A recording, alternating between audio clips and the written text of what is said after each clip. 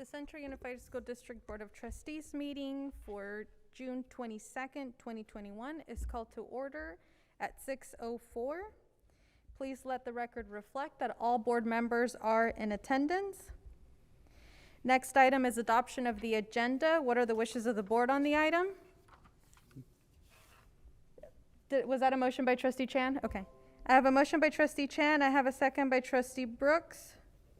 All in favor, please say aye. Aye. Any opposed? Any abstentions? Motion carries 7-0. Next, we will take any comments from the public on closed session items.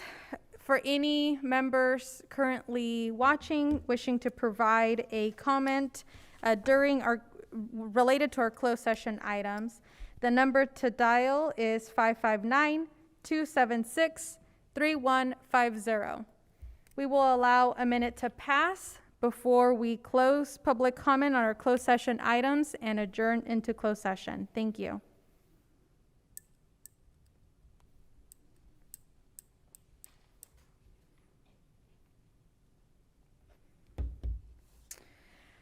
Once again, if there are any members of the public wishing to address the board during this public comment session related to our closed session items, the number to call is 559-276-3150.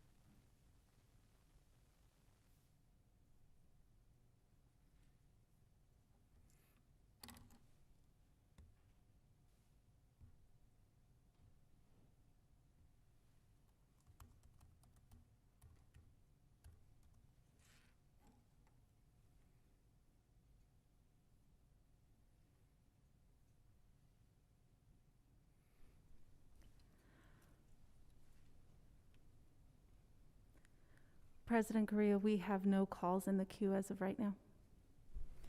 Hearing no comments during this public session on our closed session items, we will adjourn to closed session. Just a reminder, if there are any members of the public to later wish to provide a public comment during either the public comment item or related to any of the agenda items, the number to dial is 559-276-3150.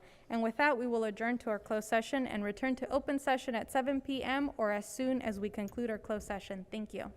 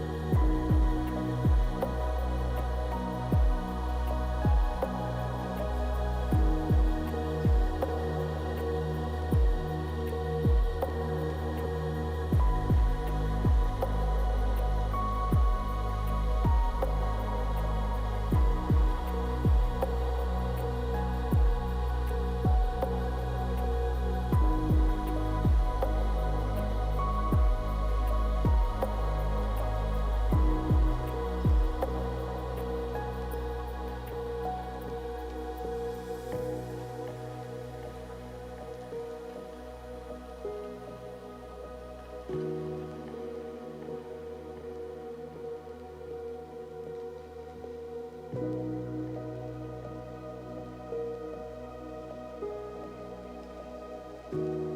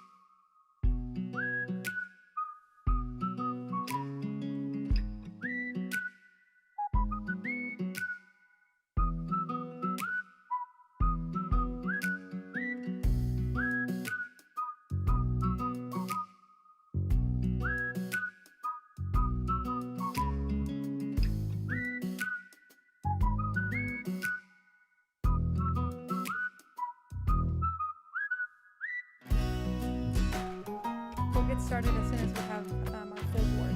So maybe another minute.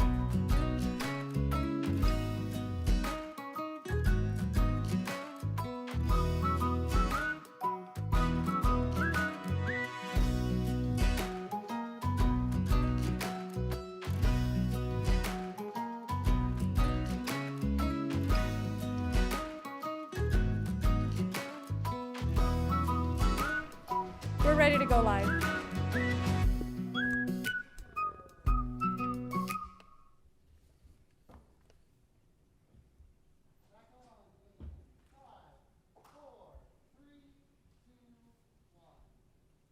The board reconvenes to public session. Before I report out on closed session items, just a reminder, if there are any members of the public wishing to address the board in our upcoming public comment session or related to any of the items on the agenda, the number to dial is 559-276-3150. Items to report from our closed session. The board took action tonight to appoint Assistant Superintendent Ketty Davis to serve as the acting superintendent. The vote was unanimous. The certificated personnel report also passed by a motion by Trustee Cervantes and a second by Trustee Solis. The classified personnel report, motion carried 7-0, a motion by Trustee Paul and a second by Trustee Chan. And that'll conclude our items from closed session. We now move on with our agenda, Pledge of Allegiance. If I can please have Vice President Solis lead us. Could you please stand and face the flag? Ready? Salute. I pledge allegiance to the flag of the United States of America and to the republic for which it stands, one nation, under God, indivisible, with liberty and justice for all.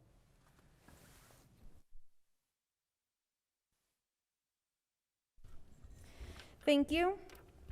Presentations and reports. Our first item, we will hear from Executive Director Serena Dohe for the Foundations for Central Schools.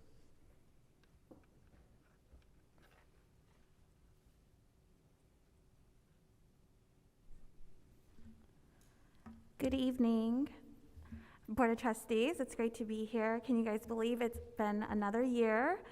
So as we come to the close of the 2020-2021 school year, I just want to highlight a few of our biggest accomplishments this year from the foundation. 18 classroom project grants were awarded to our teachers across many schools.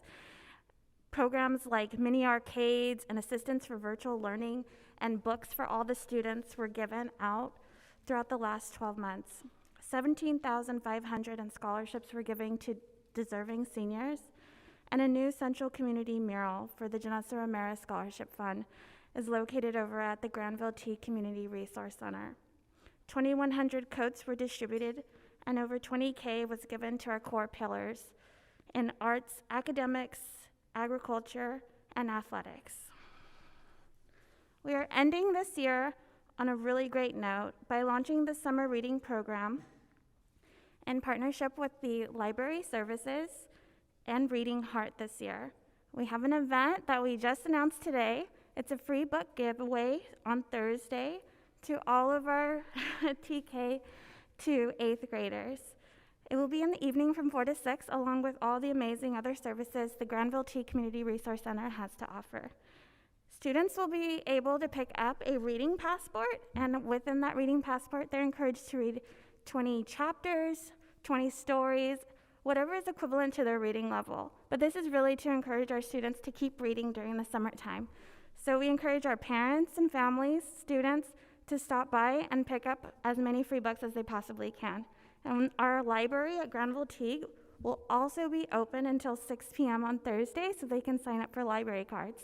Again, this is our summer reading library program, and a link to this program is available on the Foundation for Central Schools website. Additionally, the Granville Home of Hope ticket sales are going strong. We are so honored to be a recipient of this year's Granville Home of Hope. To date, we have sold 320 tickets. And thank you to all of our Board of Trustees for participating in this year's sales. We could not do it without your help and your just amazing support and supporting us throughout this time. We still have about 125 tickets to go to meet our goal, and we would really love to keep that just encouragement going. Our parents received a special promotion on their parent square, so be sure, parents, to check your messages before they expire. And last but not least, here are a few amazing events and opportunities coming up over the next few months. Our classroom project grant application will be available end of July, and enrollment to become a monthly employee donor kicks off July 1. That means that we would like to encourage all of our employees to become a monthly donor to support the Foundations for Central Schools. Additionally, and last but not least, State of the District will be here before we all know it. So please tentatively save the date for October 8th. And that's all I have for you today. Our next meeting, monthly meeting, is tomorrow, and we'll hold our first in-person meeting at the district office in room 4. If you'd like to attend, all of our information is available on our website, foundationforcentralschools.org, and also on our Facebook page. Thank you so much and have a wonderful night.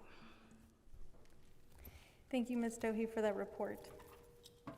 Our next agenda item are employee association highlights. However, we do not have representatives for either CUDA or CSEA, as they do not have any current reports to provide us.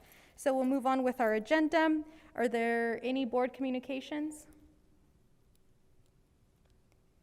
Hearing none, we'll move on to our next item, comments from the public. Once again, if there is any member of the public wishing to address the board via telephone, the number to dial is 559-276-3150. We do have comments from individuals here in person, and so we will hear those comments first. Clerk Brooks? First, we have Cesar Perez Vegas. You will have 2 minutes to address the board. I just please ask all of our members of the public who address the board to please be mindful of your time during those 2 minutes. Thank you. Thank you, President Carrillo. I'm here tonight as a concerned parent. I'm normally here helping on some video stream. Seeing that I have 2 minutes, I'm going to shorten my comments to my daughter has been denied access to kindergarten based upon her age. She's missed the cutoff by 1 day, maybe 2 days, and the letter that we received back from the board stated that she would not be age appropriate being in that age. Her story goes back quite some time from working with Central Valley Regional CVRC back when she was younger. Since she was 18 months, she was in EPU as well in the toddler group, and then an inclusion school at Roosevelt.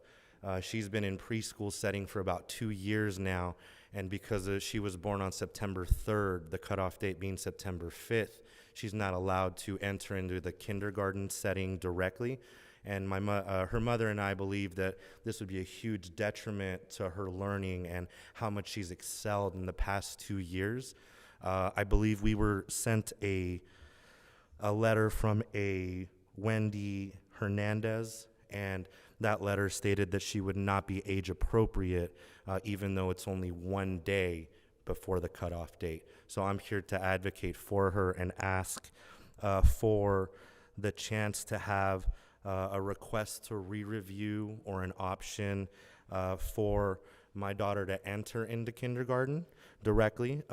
Like we said, since she was 18 months, we fought really hard to her to achieve these academic milestones, and we believe that now that she's excelling and she's beyond her age and the school system that she loves and She loves learning.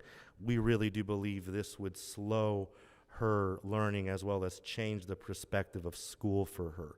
So I want to know who I can talk to maybe see if that can further change some kind of evaluation. There is an IEP attached to her name, but nothing that has academic status on it that needs to be met, more what happens next reflection. So I would just ask for further review and an ability or an option for my daughter to be tested before being told no. Thank you, Mr. Thank you. Perez Villegas. If we can have Superintendent Davis, if you can please follow up and make sure we provide Dr. contact. Boatwright will get some information from you, and we'll follow up tomorrow. Thank you. Okay. Next, we have Bernice Bailey.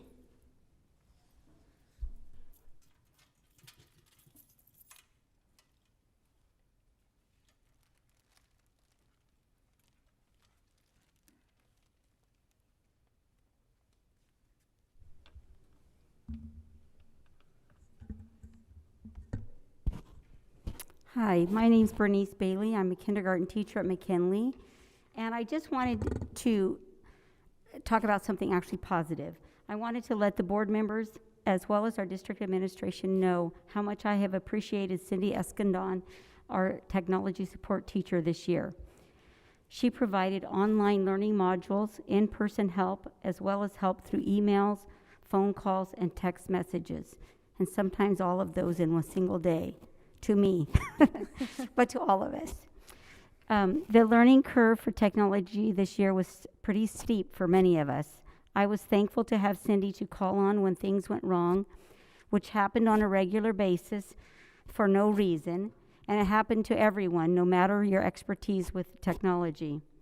The amount of technology required to teach this past school year included a lot of programs and devices that we were unfamiliar with, regardless whether you taught kindergarten or high school. Although the very first training was rough and rolled out at a most inconvenient time the week before school started, I got through it with the help of an amazing grade level team that stepped up, and we helped each other out. When anyone was stuck, someone else would say, "Jump on Zoom." I know how to do that. I want to let you know how much I have appreciated the opportunity to do technology professional development online. It is nice to be able to work on it at your own pace and go back and review videos as needed. Everyone learns differently, and this last iPad innovation training allowed teachers to pick one of 3 different ways to learn the same content. As an example, you could do it by reading articles or watching videos, and there was a third one as well. We differentiate for our students, and it was nice to see the differentiation for teachers. In fact, our training was based on a survey we took, so we got the training at our skill level. I hope this type of professional development will continue to be offered in the future. Thank you. Thank you, Ms. Bailey. Does that conclude our in-person comments, public comments? Thank you. Do we have any callers wishing to provide public comment? We have no callers. Okay. Hearing no further comments from the public, during the comments from the public, we will move on to our next item, consent agenda. Just as a reminder, our consent agenda consists of items that are routine, and for purposes of efficiency, they are included and voted on as one item. I do just want to highlight a couple of items under our consent agenda. First, we have the adoption of resolution number 2021-46 for the state preschool agreement. And then we also want to provide a thank you to our donors, gifts to the district. We have a gift to Child Nutrition Department of $1,000 from No Kid Hungry to provide lunch to child nutrition staff. So thank you for that gift. Harvest Elementary received a donation of $8,000 from Harvest PTA for student rewards and $820 from the Blackbaud Giving Fund. Did I pronounce that correctly? Okay, thank you. PG&E, Your Cause Employee matched giving for Ms. Hernandez's 5th grade class and Ms. Dower Kindergarten's classroom. Again, thank you for your gifts. And with that, what are the wishes of the board with respect to the consent agenda?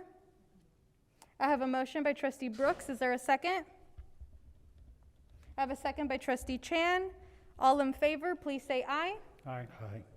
Any opposed? Any abstentions? Motion carries 7-0. Thank you. And just as a reminder to the members of the public, or if anyone here joining us in person, if you wish to provide a comment related to any of the agenda item, the number to dial is 559-276-3150. Please dial when the item is called. There should be sufficient time, as some of them do require presentations. If we don't have a presentation, we will allow 30 seconds to pass before we move on to board discussion, at which point public comment will be closed for the item.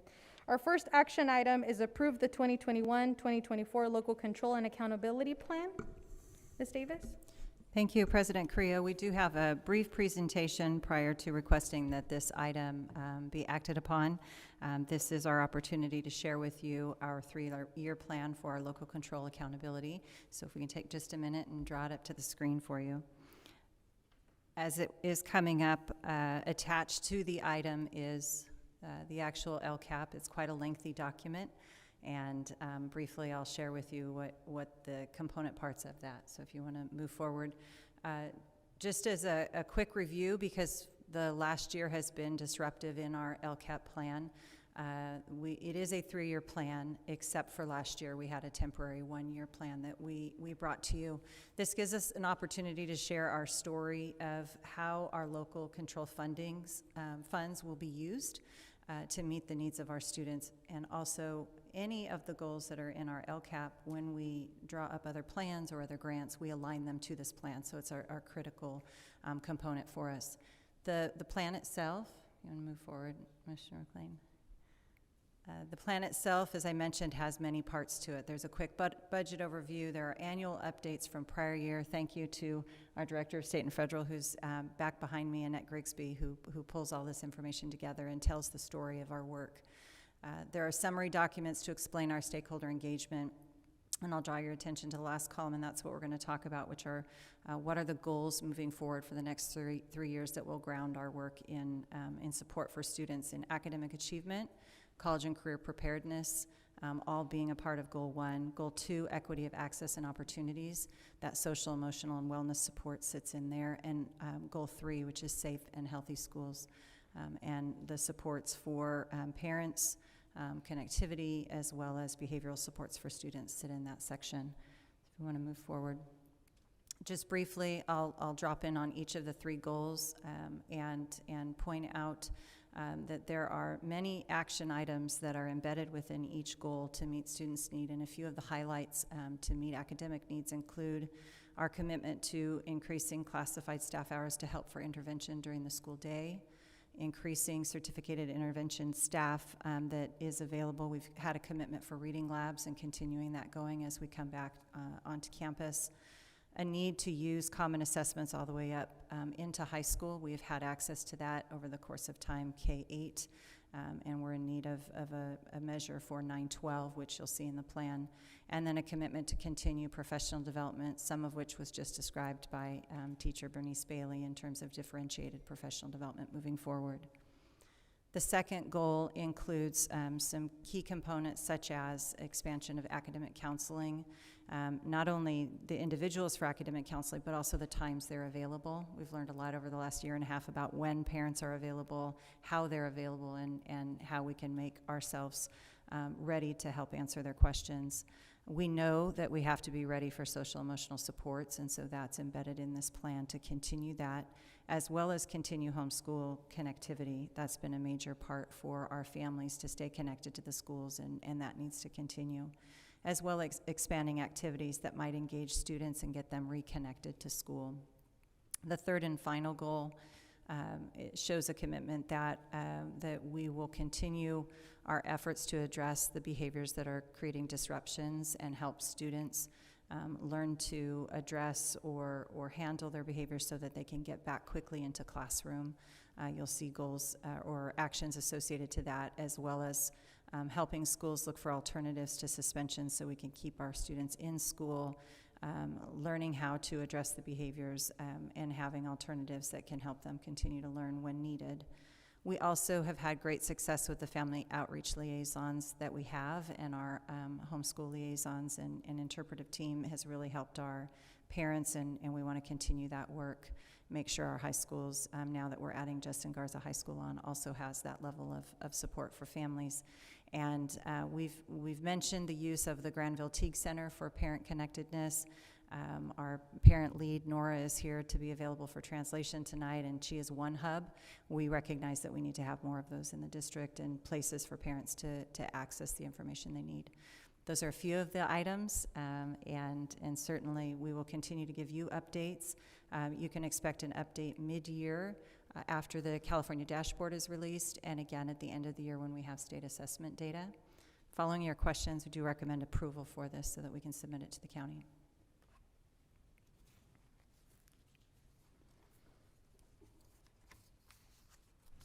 Thank you. Do we have any comments from the public? No, we have no callers. Thank you. Discussion by the board? Trustee Cervantes? Thank you, Madam Chair. Ms. Davis, I just had a few questions. In regards to the LCAP, how long has it been in existence? When did it originally start? I would say 8 to 10 years. I'll check the facts on that, but we've had at least 2 rounds, so. Around 2014, maybe 9 years or so? Okay. And approximately, do we know how much money we received for the LCAP program? In the next period of time? report that Mr. McLean will share, it'll show the amounts that we have received, correct? Over the 9-year period of time? Oh, it'll show just for this, what's coming up, that we can anticipate, not over the 9 years. We would have to provide that to you. So it would be fair to say we could almost amortize that amount over a 9-year period of time? Mhm. So roughly, simple math, quite a bit of money. Right. Yeah, I'm not There's trying to, a I'm base not and trying to, supplemental concentration, and so we Right. receive both. And yes, it is a significant amount of funds that are providing support, yes. okay, thank you.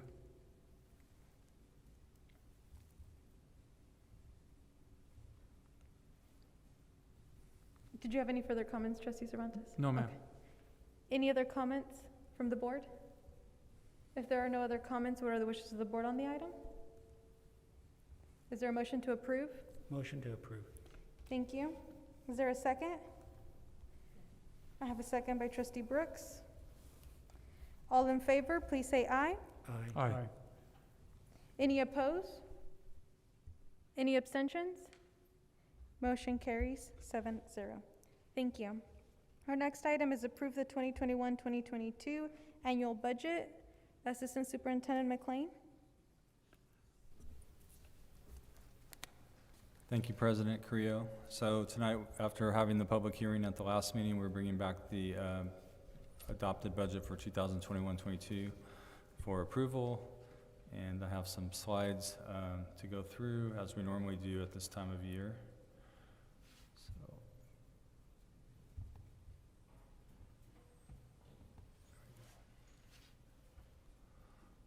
I'll go a little quickly on the first few slides. The meat of the presentation is more towards the end. This shows our per student rate amounts and just how the local control funding formula is based on different grade levels. And the amounts in red show the increase from prior year, so you can see that the rates have increased or are increasing for the coming year based on the COA, which is a 5.07% COA. This next slide is just a history of the attendance and enrollment over the last several years, and we're in a slight decline. Expect that to improve over time, but it's relatively flat. However, our attendance is holding strong, and so we're able to keep our revenues fairly consistent going forward. This is the revenue slide giving an overview of the revenue, and so to the question that was asked just a few minutes ago, you'll see on the right-hand side the LCFF funding. It is broken down between base funding, and there are some adjustments to that, but the base funding with adjustments is $137 million for 2021-22 year, and the supplemental and concentration funding. Those are dollars that are targeted towards our EL and our free and reduced students and our foster students. Amounts to $30.4 million, so that matches up with the LCAP document. So generally those dollars over year will increase with the COLA that is provided by the state. This slide breaks down the LCFF dollars. Again, you see at the bottom the base grant. There's what's called a grade span adjustment, and then the supplemental grant and concentration grant. That's the $30 million we were talking about a minute ago. And then there are add-on amounts of about, for Central, about $1.8 million a year that are for transportation dollars. That amount is kind of set in stone. If you can see on the left-hand side, we're still being funded at the 2012-13 level, so it's not keeping up with inflation at all on those amounts.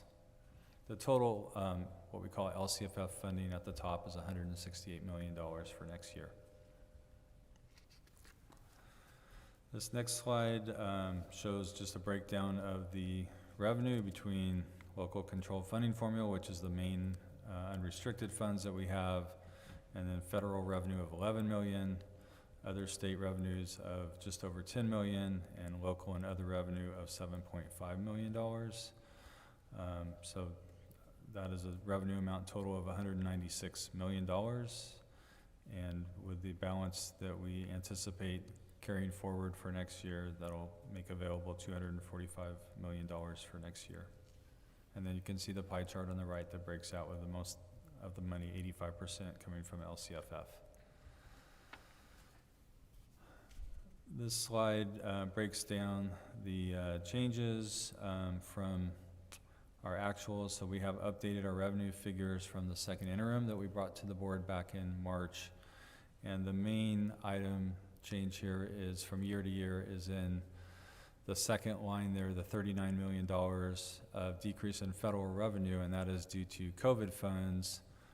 There are COVID funds that occurred in 2021 that do not occur in 2021-22 because they are one-time funds.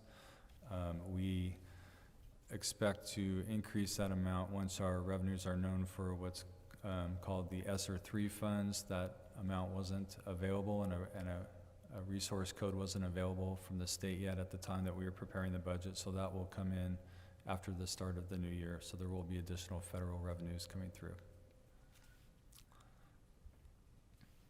Going to move to the expenditures slide here on the breakdown. You can see the breakdown between our major categories of salaries and benefits, 163 million, books and supplies, 11 million, and services of $16 million, and then some smaller amounts for other transfers and things like that to other funds.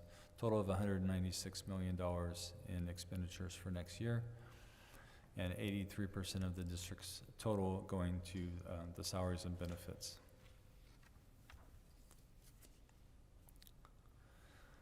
On the expenditure side, same thing. We see a decrease on that second bullet point for the reduction of the one-time COVID funds coming out of the budget for next year. Again, that will be going up again as we adjust for the next round of ESSER funds that come through in the next year. This fund just illustrates for special ed programs and transportation that the revenues that we get from the state and federal dollars really do not cover the costs of those programs. They're mandated programs here that are taking into account that we have to provide service, and so as a result, the general fund helps contribute to those programs.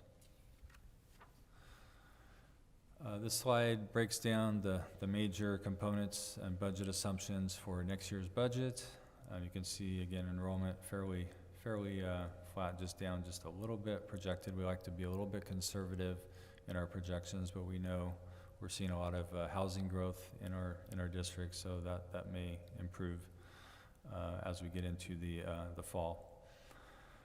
Again, the numbers are here. The cost of living, I want to just point out, line 8, for next year, 5.07% COLA, and then the COLA starts to decrease over time. So in the second year, you'll see a 2.48% COLA, and the third year, a 3.1% COLA. And those numbers will be adjusted each year as we move closer to those years. The pension numbers are going up. You see CalSTRS rate at the bottom on line 24 is increasing over time. In the second and third years, it'll go up to 19.10%. And the CalPERS rate, is also increasing over time. So those costs continue to impact the budget and take money from our COLA increase. Some of those dollars are going right into pension increases. Here's our recap of the multi-year projection. So we're required to show in our budget report the current upcoming budget year as well as the next 2 years. And so you can see that our ending balance is staying fairly consistent at this point. So we've really made some progress in terms of our budget improving from what it was compared to what we were showing last year. You can see the reserve totals at the bottom are staying pretty consistent at over 20%. Ideally, a school district should try to stay above 17% in reserves, and we are accomplishing that at this point. And lastly, we've provided you with a breakdown of all of our funds for the district, general fund being the primary one, but these are all the other funds that we use for operations, and so that's listed for the board's information as well. So this is the ending slide. Just wanted to kind of recap our unduplicated students. Those are our free and reduced, and our EL students and our foster students are staying relatively consistent, which is good.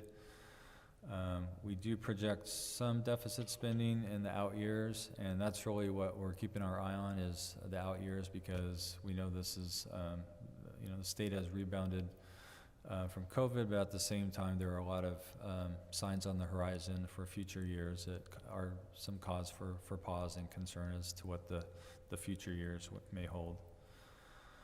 The state budget, there is a legislative agreement on the budget. They're now negotiating with the governor, and that has to be finalized by July 1st, and so we expect to hear some news on that, maybe possibly even by the end of this week, if not early next week.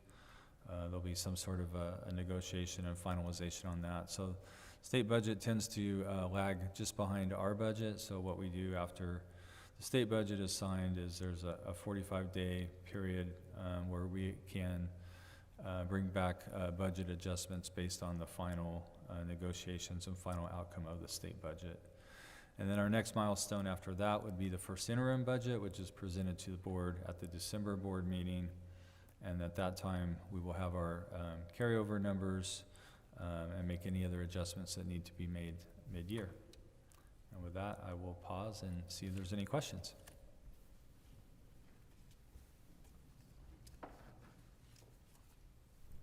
Thank you. Do we have any calls? We have no calls at this moment. Thank you. Hearing no public comment on this item, discussion by the board. Trustee Solis? Please turn on your mic. It's page 11, item.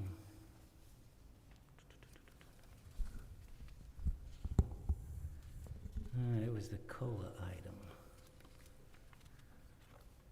Why am I not seeing it there? Is that the page with the table on it? Yeah. Yeah. What line is that? The COLA. Oh, 8. Line 8. Mm-hmm. Give me a definition of what that, for that line item. For the cost of living adjustment, the COLA? Mm-hmm. That is the amount that the state provides school districts as an increase over the prior year. Okay, so the 5.7% for 21-22 is the amount received?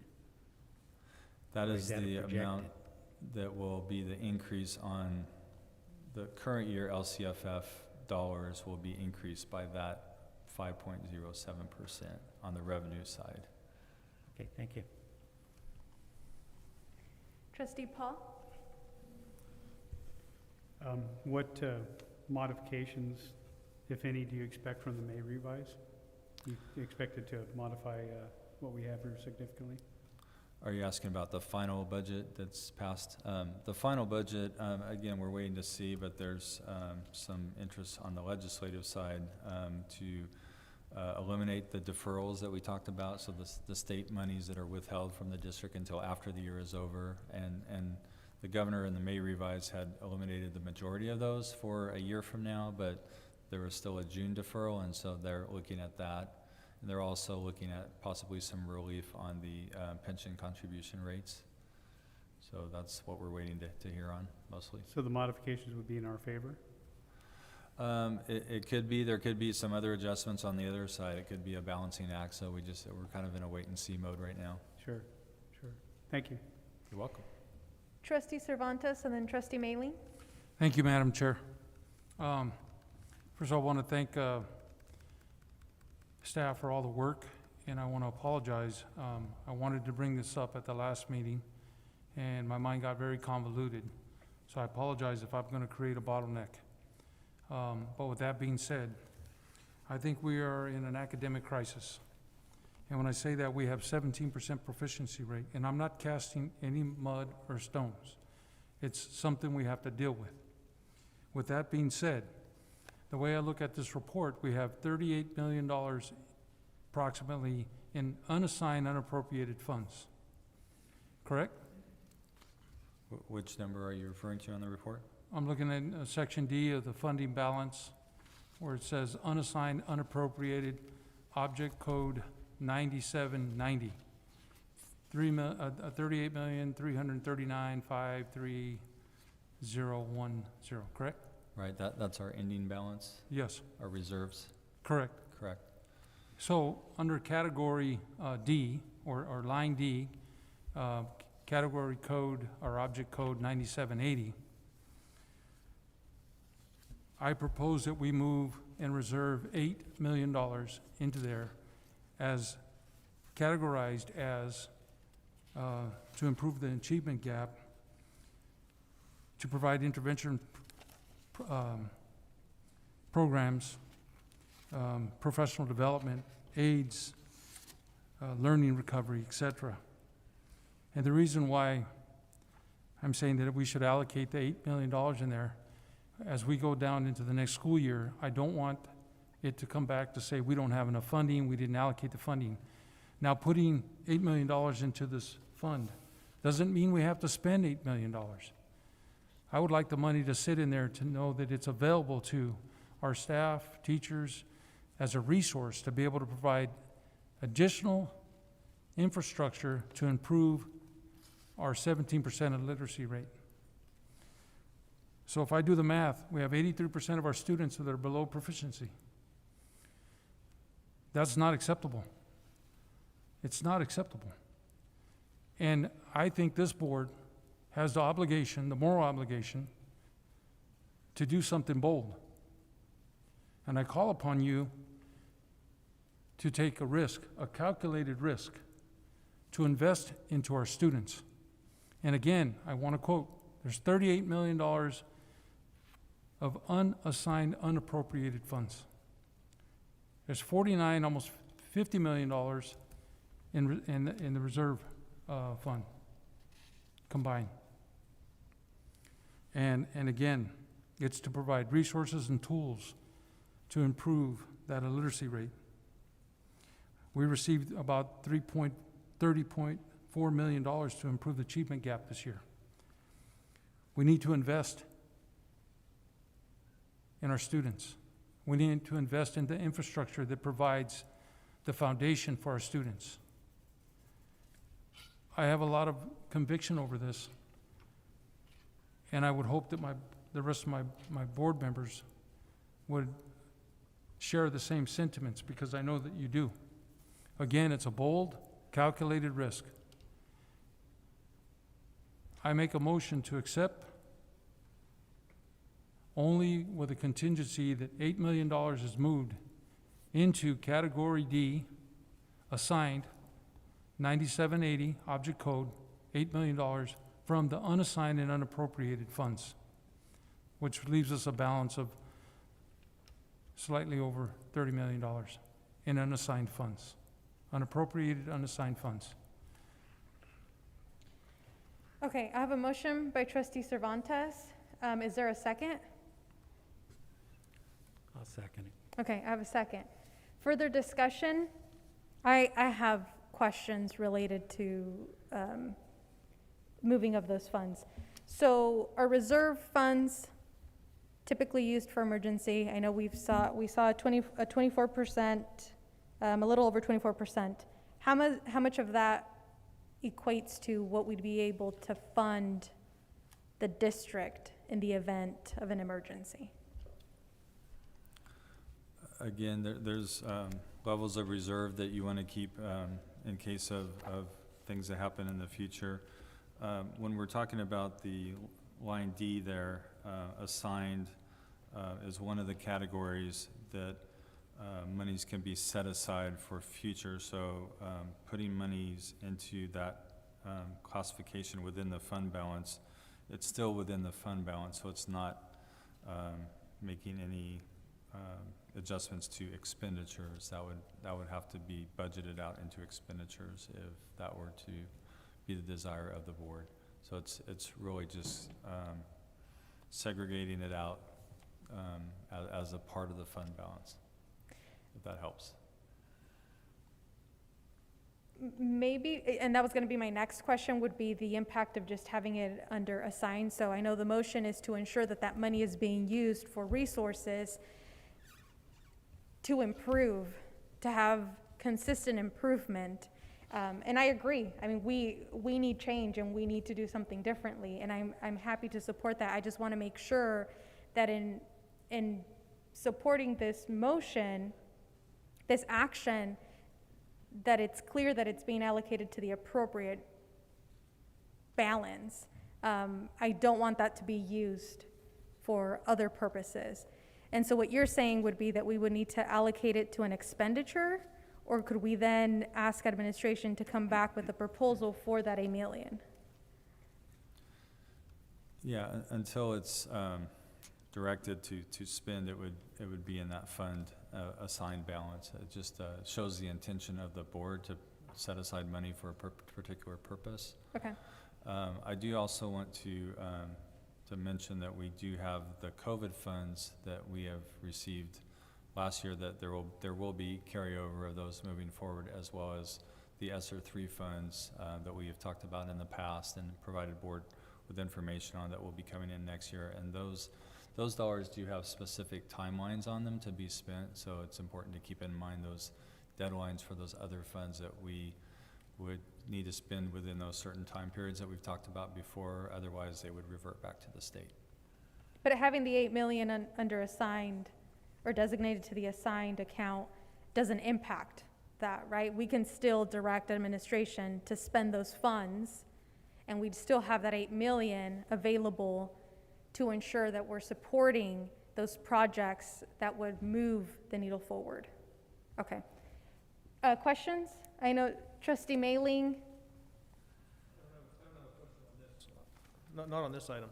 But we do have a motion that would be related to the budget. So it would be it's approving the budget with a contingency of moving the $8 million to the assigned account of 9780. So this would be the appropriate time to bring any comments or questions you may have. I mean, I don't have a problem allocating $8 million for the students. I would like to have a plan put in place to know where this is going, because essentially we're putting it into a savings account. That doesn't sound like a plan to me. On another note, how come the county students are not included in the ADA projections? They are in some places, and others they're not, so it depends on where you're looking. Okay, it just showed up on a couple of your slides that they weren't. How come on those slides they're excluded? Alana, you want to come up to the podium? I'll let you, Ms. Balladares, elaborate on that question. And I'm sorry, Trustee Mailing, I didn't hear your question. What was your question? I'm curious to know why the county students are not included in the ADA projections. Got it, thank you. Hello, I haven't met you. I'm Yolanda Balladares. I'm the Director of Fiscal Services. So we don't include the ADA for the county kids because the money reverts back to the county. We don't get the funding for those county kids. So to make it true, the 95%, I just use our ADA to develop, so that way it's easier to understand. That's a good explanation. Thank you. Thank you. I- Trustee I would- Cervantes? I would like to try to address Board Member Mailing's question in regards to a plan. Allocating these funds is not necessarily saying this is the plan on how we're going to do it. We can earmark it for the particular needs of improving the literacy rate. With that being said, we expect our board, our cabinet, to come back with us with a plan and resources and how we can spend that money if in fact we spend all that money. It's not necessarily there to say spend it and spend it frugalously. It's there in a level of accountability, but we earmark it for that particular reason. And that particular reason, I challenge the board members and I challenge the cabinet to go out and look for resources. Look at other school districts that mirror us in dynamics and demographics. Go to Sanger. Look and see what they're doing. See what type of intervention programs they're running. Go to one of the school districts in the state of California that's made the biggest turnaround is Inglewood. I mean, it was one of the worst school systems in the state, if not the country. They're rocking and rolling over there. I don't have, unfortunately, I wish I did, I don't have a devised plan to give you to say this is how I want the $8 million to be spent.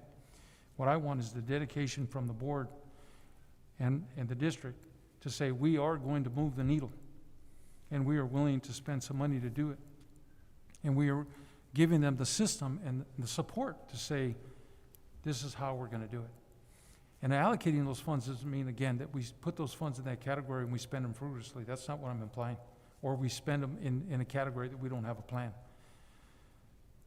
The intent is for us to devise a plan, a calculated plan, a plan that works, a plan that's working in other districts that mirror us again, and to devise it and move forward and have a little bit of additional money and resources to put into that 84% of the kids who are not proficient. That's my proposal. Trustee Paul? I appreciate the desire to move the needle, really do. I think we're all on board with that. It needs to happen, it's overdue. We have significant issues in our district. I have some questions regarding the budgeting process. So, if from year to year, this money, what happens to this money in this particular line item? So if we were to not do that, what happens to this money in the next budget cycle? Are you talking about the assigned dollars that Say we're it talking again. about? Are you talking about the assigned category that The we're discussing? unassigned. Yeah, again, until we implement a plan for any dollars that are put in the assigned account, those dollars would just continue to carry forward until they were utilized, were expended.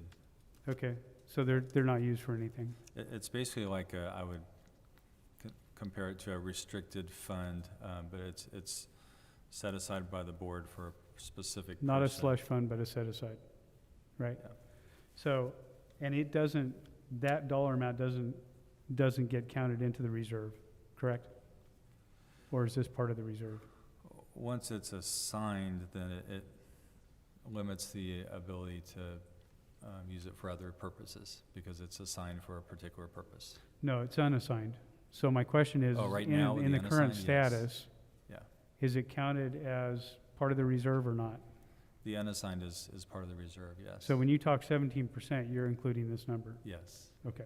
yes. So, two questions, I guess, regarding the 8 million. How did we arrive at that? Is it gonna do us any good, or are we just throwing money at something to make us feel better? Number two,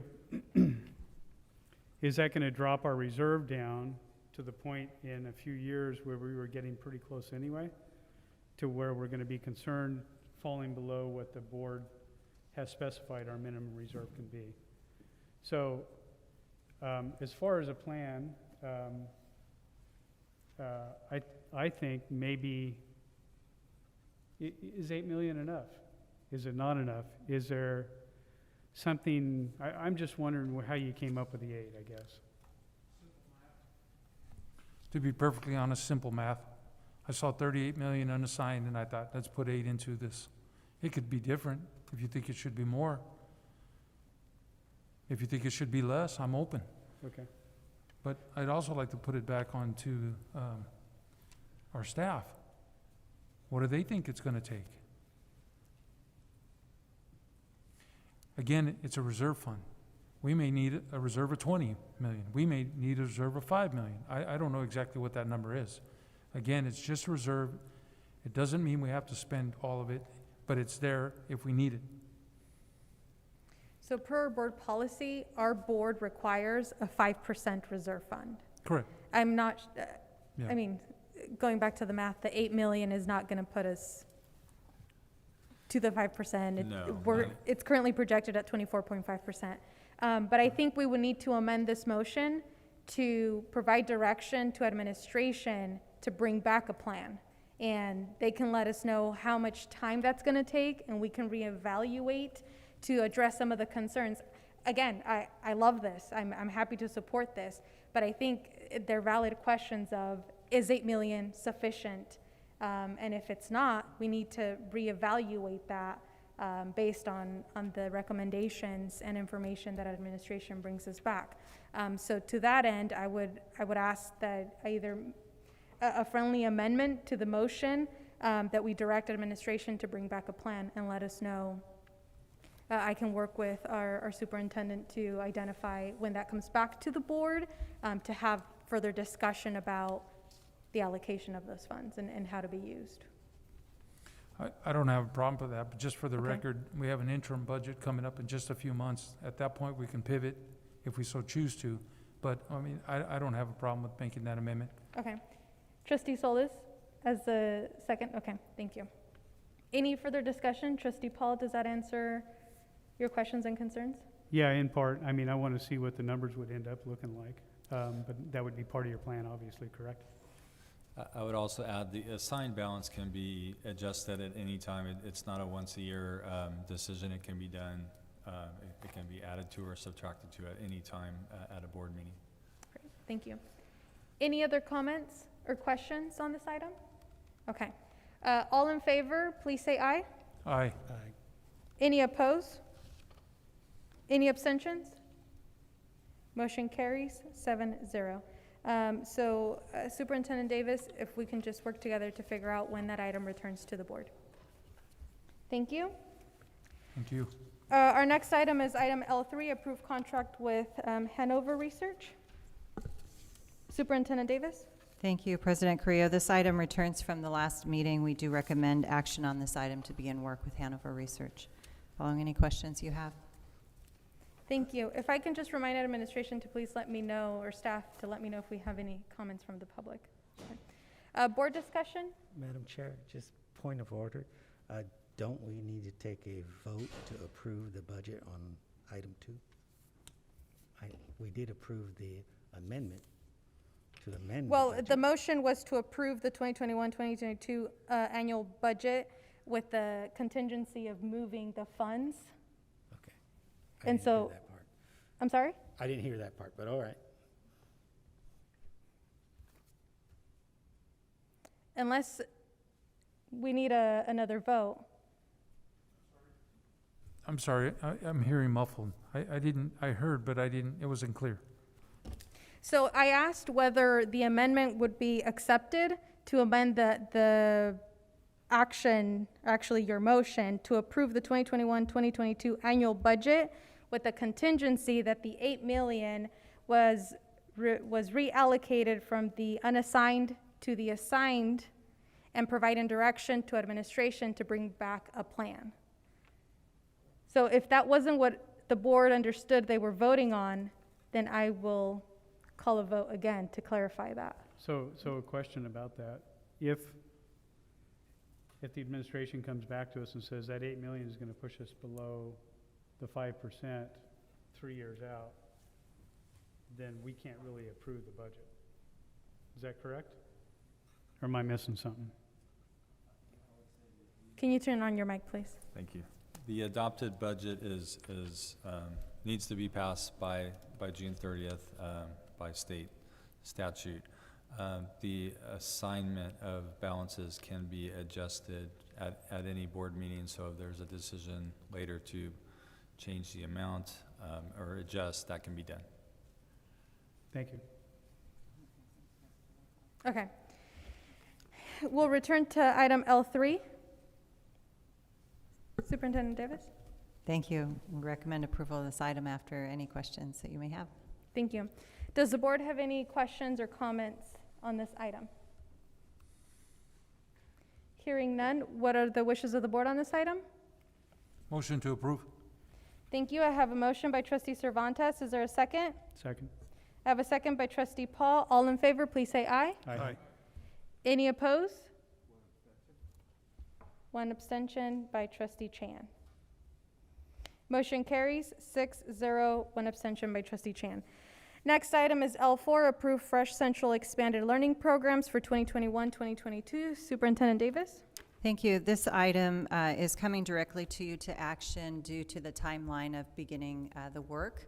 I want to introduce you to what's called FRESH. That is the acronym that the Fresno County uses to call what we term after-school program. We currently have all of our elementary schools that qualify, but two. And so when we brought the expanded learning opportunity grant to you, this was one area we identified that we wanted to make sure every elementary school has an after-school program available to students and use some of the expanded learning funds to open those. And so what is attached is the contract with Fresno County to begin that work at both Liddell Elementary and River Bluff. The program would begin, or would allow them to begin the staffing for it, as well as the recruitment and announcement to their communities who, based on quick survey out, are very interested in having it available at their campuses as well. Following any questions you have, we do recommend this come for action. Thank you. Any comments or questions from the board? Trustee Chan? Can you make sure your mic's on?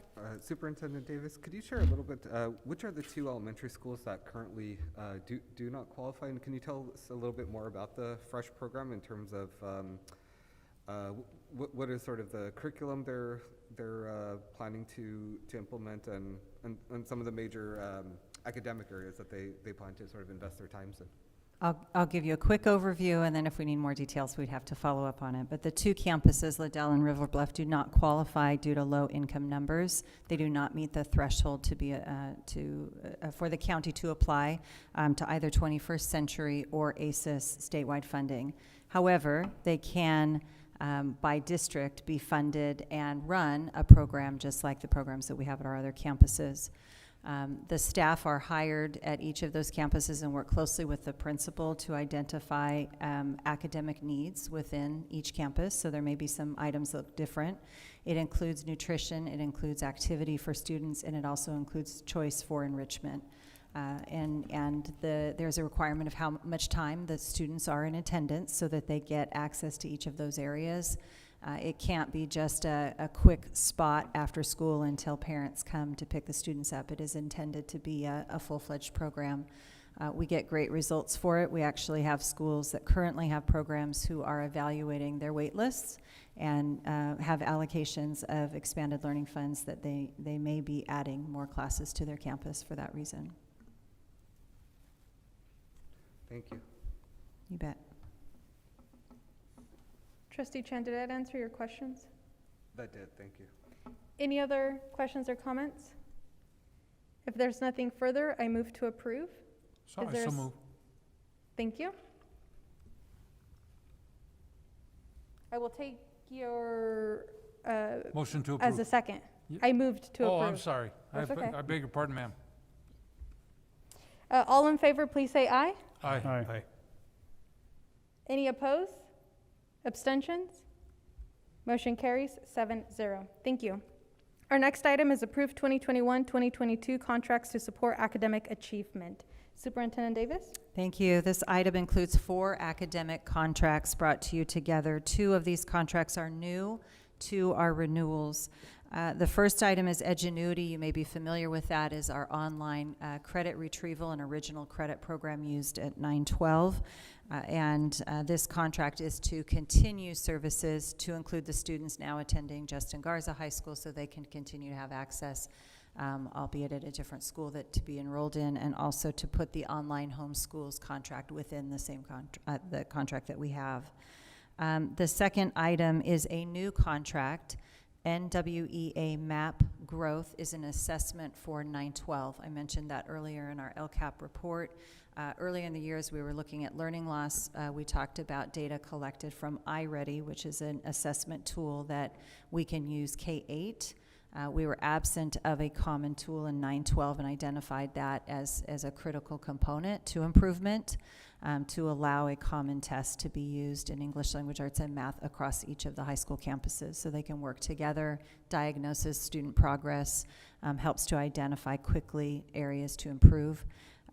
In both cases of the new contracts, we do follow board policy and engage our teachers who would be utilizing these contracts or this software to help in the selection of it, and that did occur for this contract. The third contract included is called Paper Co. Paper.co is an online tutoring program. When we looked at input from our families, there was discussion through the LCAP process and looking at the expanded learning grant goals that tutoring be available at a wide range of hours and times that doesn't always fit when our teachers and our schools are on campus or open.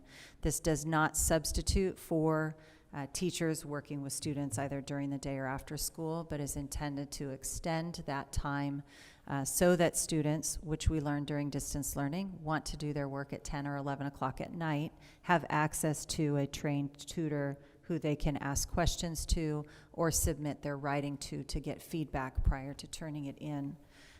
This would be for English language arts and math. The decision of the teachers that work together would be to begin at grades 2 to 12. And what we are finding for the districts that are using it thus far, they've had great success at the middle and high school level, and it's a little bit more work at the elementary level. So we know that going in to try to work with our liaisons, with our Parent Connect groups to help parents know how to access it as well. We believe having rounded service throughout 24/7 as well as what we offer at school is going to be critical as we move forward into opening schools back up. The fourth contract is a renewal. That is for STAR AR, which is an assessment. Teachers use it elementary, and teachers also use in the reclassification process for our English learners. We want to continue that program. These are coming to you for action because the time to get these set up and ready to go for teachers is critical, and we want to use the time so we're ready to go by the end of July. After any questions, do recommend approval of these contracts. Thank you. Trustee Mailing? The only question I have is on the paper education. Do we know of any other districts that have been successful at this, and what percentage of the students do you think will participate? In terms of percentage of students, I think that's varying, and what we confirmed in talking to a couple of local districts, Fowler is one that's had some recent success with it, who gave us some feedback, it's all in how much you market it, it's in how much you help explain its use, and how much your teachers remind students to use it is what increases the percentage of usage. It does allow us frequent reports that we can check to see where it's being used and ask the question about why, and where it's not being used and why not, so that we can monitor that regularly. That was one of the features that when under review people liked to have. They want to know if their students are using it and even when they're using it.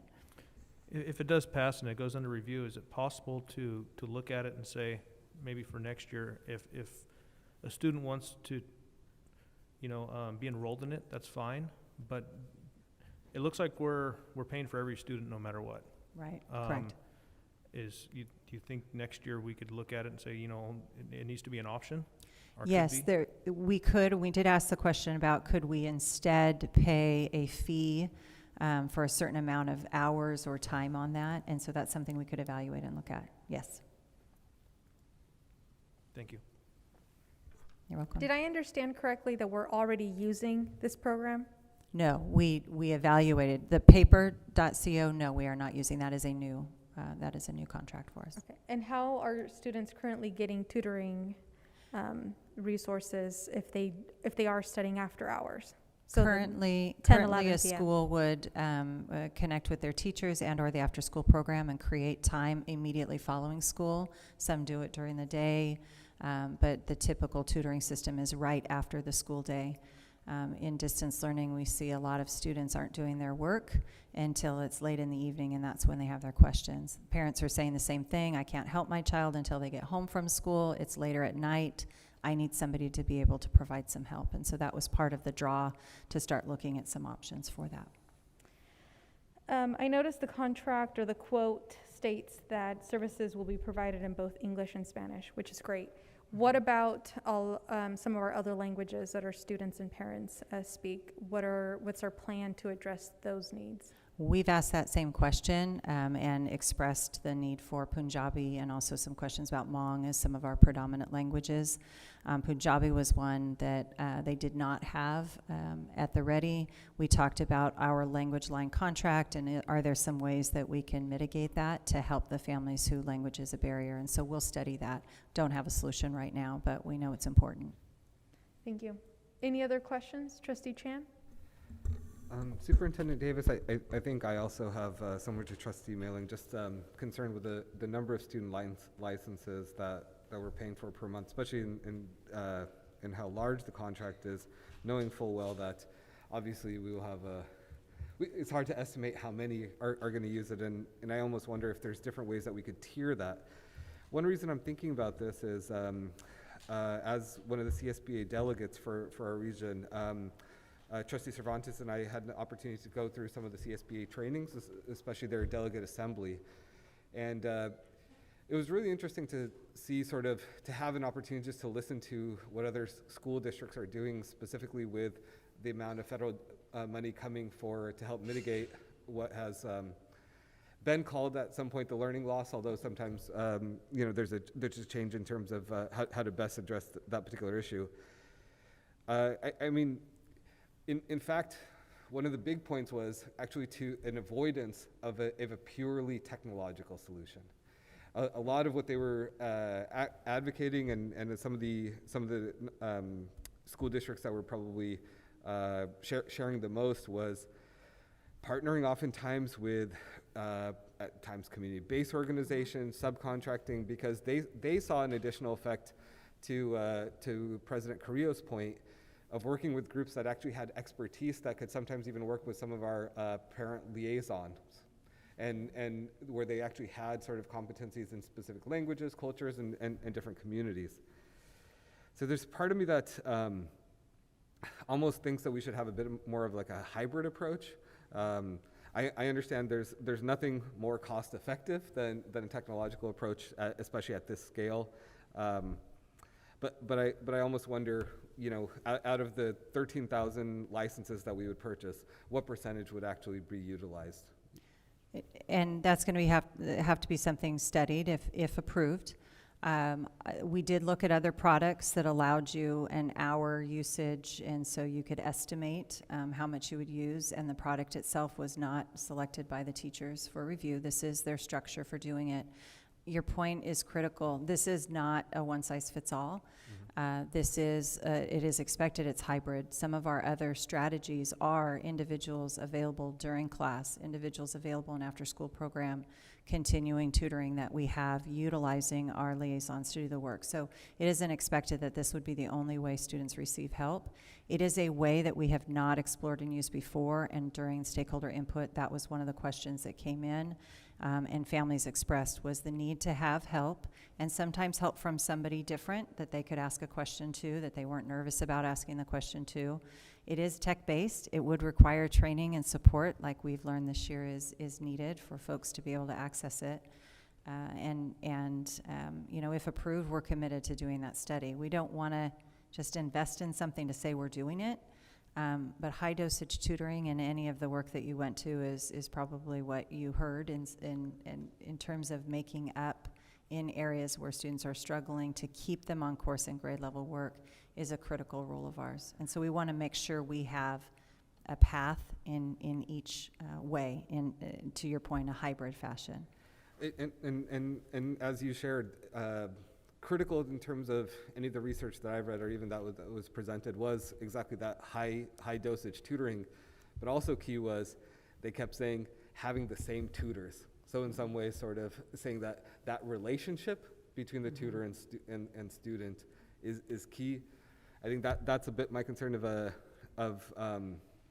and maybe this is a question for Assistant Superintendent Mr. McLean, if there are other potential tiered levels of how granted, you know, with the particular company, they probably definitely prefer getting all of our students sort of captured at once in terms of a licensee. But I almost wonder if it makes more sense to do that sort of tiered, so that we can, if we could do that almost on a month-to-month basis to see how many actually utilize it, or if there's something like 0 to 5,000, 5,001 to 10,000, and actually sort of seeing if they're, like I said, I mean, we're paying a big price for this, and I want to make sure that our students actually use it. That can be looked at. How about for this item, if it's possible, if we could consider the other three, and we get questions answered on that one and bring that back at the next meeting. We just have to be prepared and started later. If that is what the direction is of the group, I want to make sure it doesn't stop the other three from occurring. If there's some questions, I'd be happy to follow up on them. Trustee I think it's a Maley? great program. One of my questions is, could we allocate this to learning loss and maybe have some COVID relief help us navigate through this? We have $11 million that have to be spent in the next year specific to expanded learning, and this is one of the components of that. I mean, I think that would be a prime candidate for it. I agree. Thanks. What funds would be used to pay for this, Expanded learning grant funds. which is part of our, Yes, COVID we have funds? 11 million we have to spend in very specific areas. Tutoring is one of those. It's probably why there was a little bit more confidence to try something out and take a risk on it, knowing that we wanted something like this, and it is a calculated risk in terms of usage. The reports in it were productive. They were helpful to teachers. It's built for educators. Some of the other ones we looked at had been created back when SES tutoring was occurring, and they didn't have some of the features teachers were looking for. But and does PaperCo provide the ability to get a tier level or to do like a month to month? Is that an option? it was not an option presented, but if that is the direction that you have, we'll go back and ask that. In the original conversation, we had other vendors who did provide that, and they did not give that option in the discussion, but it leads me to believe that they do it per student only. Okay, thank you. Any further discussion from the board? If not, I'll make a motion to approve the contracts Ingenuity, NWEA MAP Growth Assessment, Renaissance STAR Testing, and have PaperCo return to our next scheduled meeting under action, addressing the questions being asked tonight. Second. Thank you. All in favor, please say aye. Aye. Aye. Any opposed? Any abstentions? Motion carries 7-0. And our final action, no, it is not. Our next action item 6, correct? Approve 2021-2022 contracts to support student wellness. Superintendent Davis? It's just final with me for a couple of minutes. Okay, So, got it. Thank you. yes, there are two contracts. These are both returning contracts. We have had these contracts in the past. The best way to describe these two, Maxim and Talk Team are, they are our way of creating a substitute system for specialized services. Maxim provides to us substitutes in the health field, nurses, RNs, as well as LVNs when we are in need of coverage, additional support for field trips. We've used their contract for many years, and we expect to have that need again this coming school year, and we want to have that established. The second is Talk Team, which provides substitute speech language pathologists. We have commitments for our IEPs, and we have a limit to case management by each of our speech therapists. So when therapy hours are needed or additional preschool evaluations are needed, this service has helped in providing that coverage, and we would like to continue those services. Thank you. Discussion by the board? Comments or questions? Hearing none, what are the wishes of the board on this item? Motion to approve. I have a motion by trustee Solis. Is there a second? Second. I have a second by trustee Paul. All in favor, please say aye. Aye. Any opposed? Any abstentions? Motion carries 7-0. Thank you. And our final action item, L7, approved purchase on display panels for Justin Garza High School. Assistant Superintendent McLean. Thank you, President Carrillo. So this is the purchase of panels for teachers to use at the Garza High School. In the interest of time, we're asking that it go straight to action.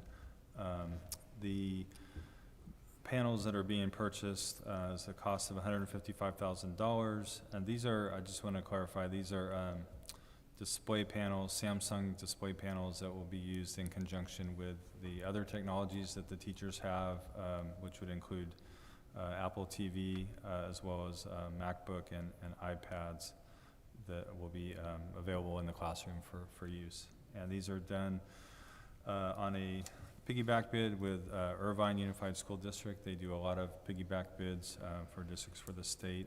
The average lifespan on these panels is 7 to 10 years. And we're recommending approval at this time. Thank you. Comments or questions from the board? Trustee Paul? Yeah, quick question. Do we have similar technologies at the other high schools, or if not, do we plan to integrate those technologies? I think this puts it on the same par with the other high schools, is my understanding, yes. Say it again, I'm sorry. It would be commensurate with what we have at other schools. Thank you. Any other comments or questions? What are the wishes of the board on this item? Motion to approve. I have a motion by trustee Solis. Is there a second? I have a second by trustee Brooks. All in favor, please say aye. Aye. Any opposed? Any abstentions? Motion carries 7-0. Thank you. That'll conclude our action items. We now move on to information items. M1, receive information regarding local indicators included on the California dashboard. Superintendent Davis? Thank you, President Carrillo. This is a companion item to the Local Control Accountability Plan. Part of the dashboard is that we report on 4 local indicators. We are required to conduct certain activities as a district and then report to you at the end of the year that these have been completed. And then on our state dashboard, it is recognized there. You'll see an attachment that indicates that we have met each of the 4 areas. We have completed our school accountability report cards that you approved. We have conducted a survey with our administrators on our progress of implementation of materials and standards. Parent engagement has occurred, dates are attached and included there, and then a parent survey was completed. We would like to bring back to you the results of that parent survey at a later date as we're heading into the fall, but we did meet our timelines for that, and so this is an information-only item to alert you that that has occurred, and then we'll alert the state. Thank you. Any questions from the board? Trustee Paul? Thank you. Ms. Davis, I wasn't quite sure what I was looking at here. Maybe I'm missing it or not understanding it. Is this just are we just checking off that we did these things, or are there some standards that we're comparing these activities to, or actions? I heard the first part. We do require that we report to you on each of the items. So checking off that we've done them is part of our process. We have to indicate that we did. Can you repeat the second part? The second part was there some sort of a standard to which we attain on each one of these? Well, it is a self-reflection tool in each of the cases, and so we would compare to how we did prior years to a survey, for example, or our implementation of standards. when it comes to the stakeholder input and when it comes to the first item, which is the school accountability report cards. That's just, have you completed them, yes or no, and that's how you meet it. Okay, thank you, that helps. Any other questions? Thank you. This item was for information only, so we'll move on to the next item. M2, receive information regarding July's quarterly Williams Uniform Complaint Procedure. Superintendent Davis? Thank you. This is to open up the item so that we can advertise that in July a public hearing will be held. Thank you. Any questions on this item? We'll move on to M3, receive information regarding technology purchase for esports. Superintendent Davis and Assistant Superintendent McLean. Thank you. This item is pretty exciting for us. It is an item that you see attached, the technology required to begin a new extracurricular activity at our schools called esports, also named electronic sports or gaming. The very thing that I might have given my own children a bad time for doing as they were growing up. And now it is a great way to build teams, connect students who may not be connected, get them into STEM activities, and can lead to college opportunities and scholarships. CIF has recognized it as a new sport and has created leagues, and we want to begin clubs at our high school with a goal that this coming year they can compete in their leagues with one another and then expand that. The attached, as I mentioned, are the actual computers and materials that would be needed to begin a team at each of our comprehensive school sites. If interested, the game that would be used by students to play first that was selected is Rocket League, which is basically soccer with vehicles. I might be a great person to play against because you could probably beat me quickly at this, but we really want to engage our students in different ways. It's one of our LCAP goals, is to find ways to connect our students to school and give them opportunities beyond school, so into college. So Chris Martinez is here. I'm ready in case you have technology questions. Otherwise, we do recommend that this item come back for action. So I know you stated, you identified the first game. Who selected this? Is this part of what's been approved, or did we consult with students, or how did we come to that decision? There was discussion with some pre-club programs that are already in existence, taking a look at an easily accessible height interest. And there is a list of what games are used right now in competition. We know some of our neighbor districts that already have teams and look at what they would play, because obviously we want our students to have practice in the gaming activities to be competitive. Thank you.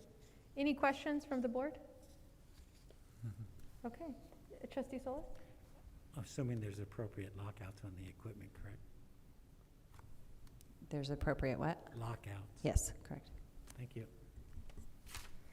Okay, administration is recommending this item be placed on our July 27, 2021 board agenda. Is there any objection to having this item return under consent? Okay, this item will return under consent to our July 27th board meeting. Item number 4, thank you.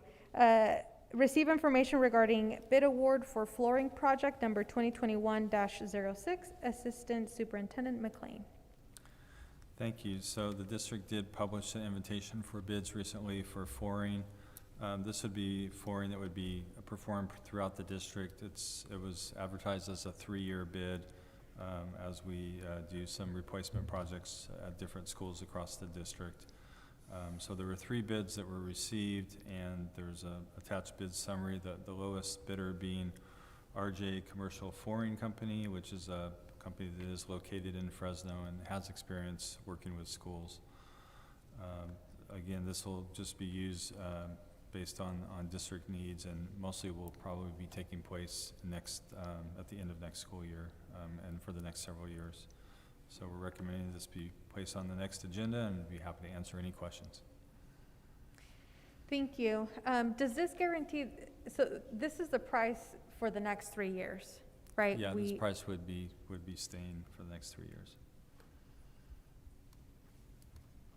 Okay. Any questions from the board? Comments? Any objection to having this item return under consent to our July 27th board meeting? Hearing none, this item will return under consent. Thank you. Our final information item is receive information regarding use of Collegian Stadium by Buchanan High School Band. Assistant Superintendent McLean.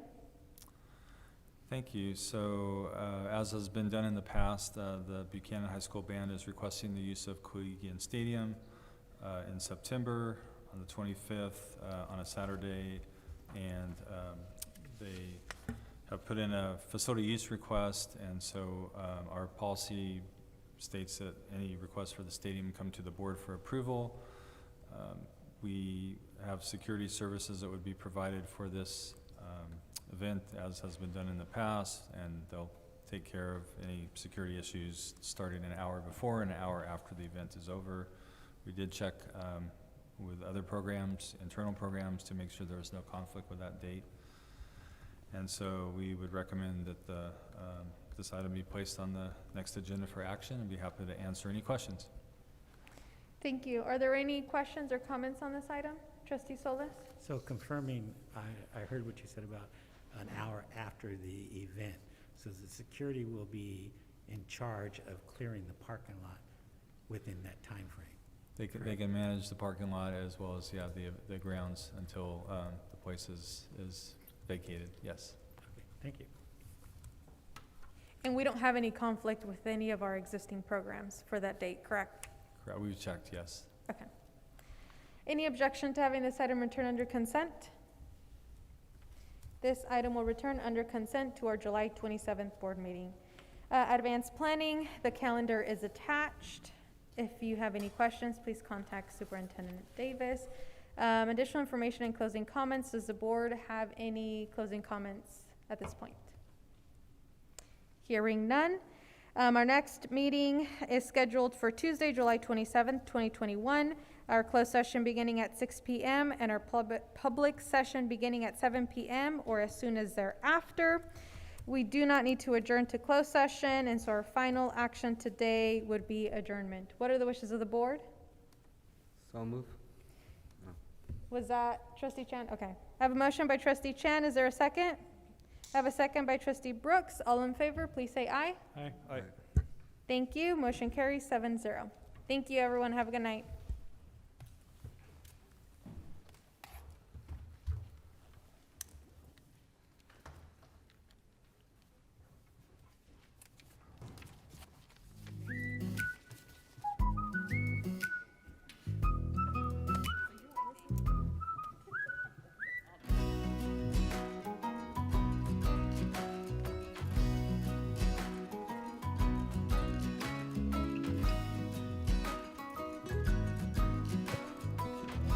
Agent logged on.